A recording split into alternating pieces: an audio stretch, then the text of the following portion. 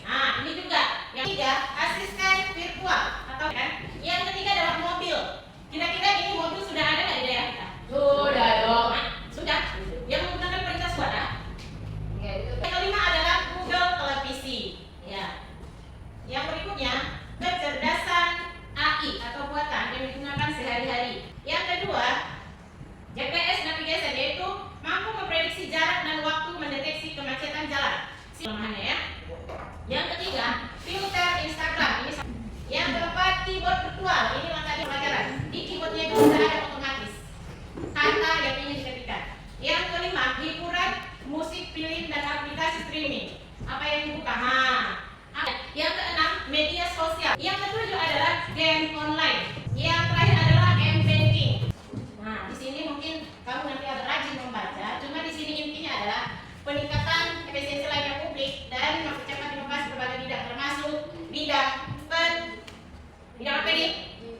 Bidang pendidikan. Ya, lanjut ke sini. Di sini berikutnya adalah apa? Kelemahan kecerdasan artifisial. Kenapa di artifisial ada kelemahan? Karena artifisial itu adalah jenis komputer atau buatan manusia. Makanya dia mempunyai kelemahan. Apa itu? Kelemahan utama kecerdasan artifisial adalah potensi hilangnya pekerjaan akibat otomatisasi, masalah privasi dan keamanan data. Dia dalam algoritma, ketergantungan yang berlebihan pada teknologi, dan kekurangan dalam pemahaman emosi dan kreativitas manusia. Berikutnya tantangan. Apa saja tantangannya? Yaitu mencakup beberapa aspek, mulai dari infrastruktur atau wilayah, masyarakat, organisasi, dan data, hingga etika dan dampak sosial berkurang. Inilah menggunakan kecerdasan artifisial, yaitu mampu mengotomatiskan berbagai tugas seperti pengolahan data dan manajemen. Nah, ini sudah.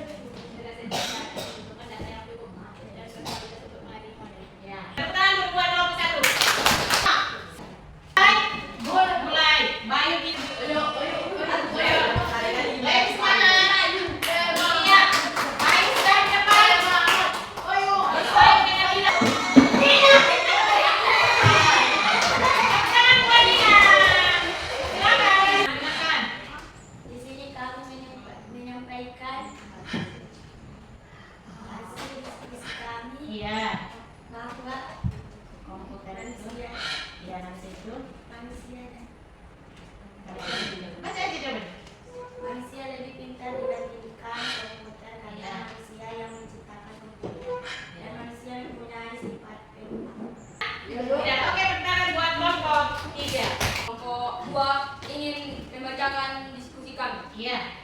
Apa kedengaran menggunakan kecerdasan artifisial? Kurangnya regulasi yang jelas dapat menghambat inovasi dan menimbulkan kekhawatiran tentang penyalahgunaan AI. Kenapa? Hilangnya?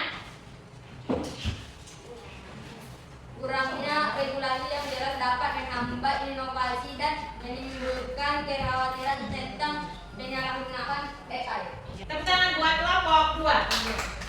Silakan duduk. Tadi yang Ibu sampaikan tadi, mulai dari Ibu sampaikan judul hingga materi, ada kira-kira yang bisa menyimpulkan? Atau apa yang kamu dapat yang Ibu sampaikan? Boleh sepatah 2 kata. Apa yang kira-kira dapat kamu ingat mengenai Kelemahan kecerdasan mengenai Silakan kelemahan berdiri, nak. Bayu, silakan berdiri. mengenai kecerdasan artifisial. Iya, tepuk tangan buat Bayu. Iya, silakan berdiri. Tiara. Iya, tantangan menggunakan artifisial. Kenapa ada tantangan ini? Karena inilah yang kita pergunakan dalam sehari-hari. Jadi, menggunakan kecerdasan artifisial ini, kita sudah tahu tantangannya. Jadi, kita harus sehari ini. Bagaimana perasaanmu setelah Ibu menyampaikan tentang KKA? Bagaimana rasanya? Bersemangat? Apakah kamu ada? Silakan Bayu. Rasakan penasaran. Penasaran? Dan bagaimana tujuanmu? Bagaimana kau berikutnya? Tujuannya untuk menjadi Dalam bidang sosial dan pendidikan. Bagus, jawabannya tepat sekali. Tepuk tangan buat Bayu. Ada lagi yang ditambahkan? Bagaimana perasaannya? Merasa bangga dan ingin? Kenapa? Kalau ada pertanyaan, tanyakan saya. Nurul, ayo, kau merasa bangga. Kalau kau merasa bangga, apa yang akan kau lakukan?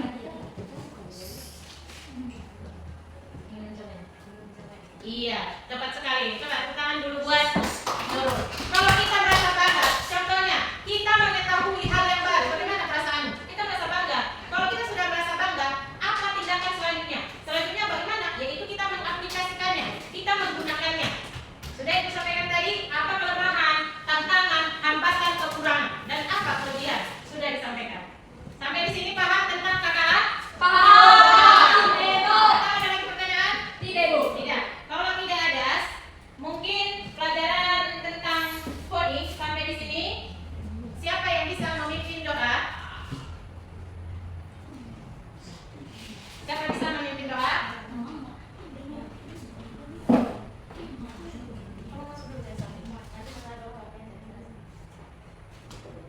Ayo, silakan Muara, pimpin doanya. Di sini depan. Ya. Karena pelajaran kita sudah selesai, mari kita berdoa dulu ya.